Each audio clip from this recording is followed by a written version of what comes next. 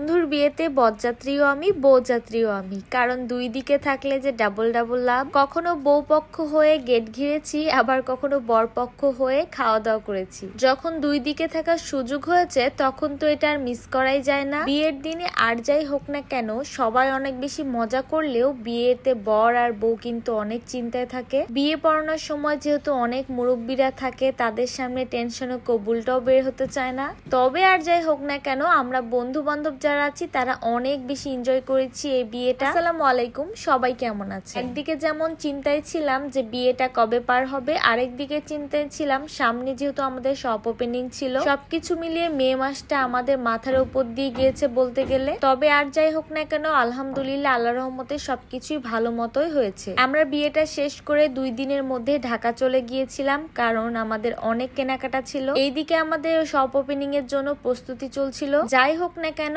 অনেক বেশি আনন্দ করেছি। আসসালামু আলাইকুম। ওয়ালাইকুম আসসালাম। এখন বলো তুমি কি গেটে ঢুকবা? হ্যাঁ, এই পাশে দাঁড়ায় থাকবা। ঢুকবো? হ্যাঁ, ওই পাশে আগে তাহলে যদি সসম্মানে ঢুকতে চাও তাহলে টাকা দাও, তারপরে আমাদের দাবি সেটাই দিতে হবে। খাবারের টাকা আমরা কি এতই বলছি, খাবারের টাকা চাইবো। চাঁদাবাজি বন্ধ, এই এখন সাথে।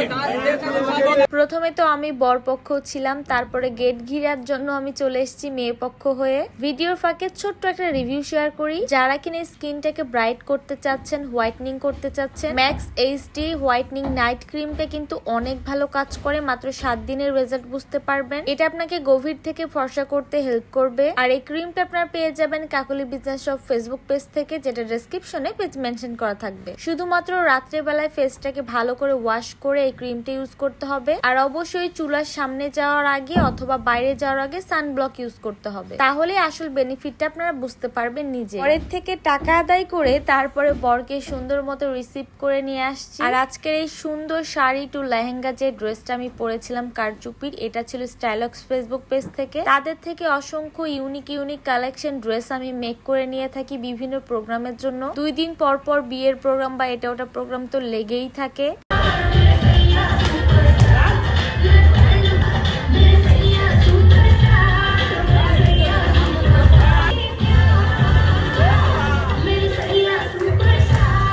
আজকে বউ যে সুন্দর জুয়েলারি গুলো পরা ছিল, সেই জুয়েলারি গুলো আমি কোথা থেকে নিয়েছি এটা আপনারা অনেকেই জিজ্ঞেস করেছে। লেহেঙ্গার সাথে ম্যাচিং করে এই জুয়েলারি গুলো আমরা নিয়েছিলাম ফেসবুক পেজ পার্ল প্যালেস থেকে। ডেসক্রিপশনে মেনশন করে দিব যাতে আপনারা বিয়ে বা যে কোনো প্রোগ্রামের জন্য জুয়েলারি সেখান থেকে নিতে পারেন। মাশাআল্লাহ আমাদের লাল টুকটুকে বউকে কিন্তু এই জুয়েলারি গুলো পরে এত সুন্দর মানিয়েছিল। আর এই যে চলে আসলো একদম কঠিন মুহূর্ত, যেখানে আসলে সবাইকে দেখে অনেক বেশি টেনশন মনে হয়, মানে বলতে গেলে টেনশনে আছে মনে হয়। অবশেষে তাদের বিয়ে সম্পূর্ণ হলো আলহামদুলিল্লাহ। বর আর বউয়ের দিকে যেন তাকানো যাচ্ছে না, চারিদিকে মুরব্বীদেরকে দেখে তারা এত চিন্তায় আছে। কবুল বলতে গিয়েও মনে হচ্ছে 10 বার ভাবতে হয়েছে তাদেরকে। যাক, আমরা তাদের জন্য দোয়া করব, তার জন্য তাদের দাম্পত্য জীবনে অনেক সুখী হয়। আজকে দুইজনকে মাশাআল্লাহ অনেক বেশি সুন্দর লাগছিল। আর বিয়ের পরে দুইজনের মুখে কি সুন্দর হাসি ফুটেছে। বিয়েতে আর যাই হোক না কেন বন্ধুদের মজা কিন্তু অনেক বেশি হয়। এক একে তাদের যা যা ইচ্ছে ছিল সবগুলো আমরা পূরণ করার চেষ্টা করেছি। কি দেখা যায়?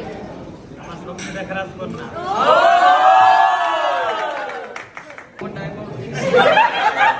ভালোবাসার মানুষ।